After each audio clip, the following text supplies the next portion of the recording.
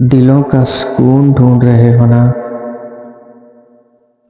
آؤ میں بتاتا ہوں اللہ کے قرآن سے کہ دلوں کا سکون کیسے ملے گا۔ الا بذکر اللہ تطمئن القلوب، غور سے سن لو، غور سے سن لو، دلوں کا سکون صرف اور صرف اللہ کی یاد میں ہے۔ اللہ کی یاد کے بغیر دلوں کا سکون ملنا ناممکن ہے۔ انسان ڈھونڈتا ہے مال و دولت میں سکون، انسان پراپرٹی میں سکون ڈھونڈتا ہے، سکون مال و دولت میں ڈھونڈتے ہیں، سکون شہرت میں اور عزت میں ڈھونڈتے ہیں، سکون بینک بیلنس میں، پراپرٹی میں اور بنگلے میں ڈھونڈتے ہیں۔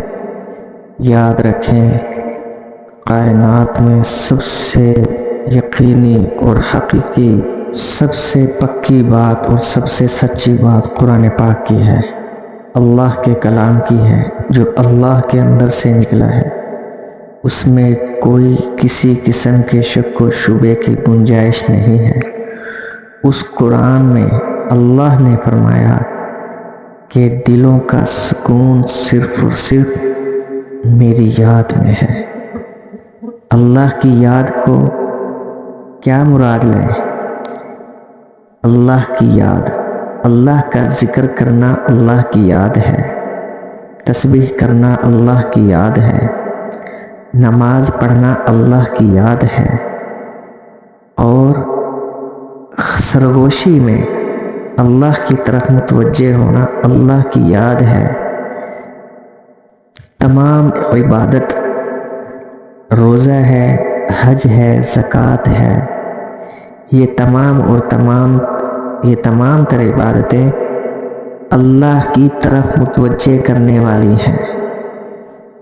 لہٰذا دل کا سکون چاہیے تو دنیا کے پیچھے اپنی زندگی کو کھپانے سے بہتر ہے کہ اللہ رب العزت جو ساری دنیا میں سب سے زیادہ محبت کرتا ہے اپنے بندے سے، اپنے بندے کی توبہ کا انتظار کرتا ہے، اپنے بندے کی توجہ کا انتظار کرتا ہے۔